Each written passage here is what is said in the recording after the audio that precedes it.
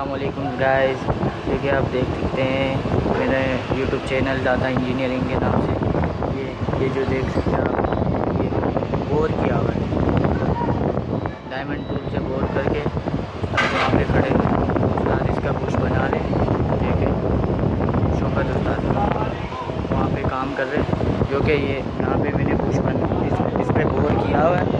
अब इस पर मैजिक डाल के ठोकना है बस।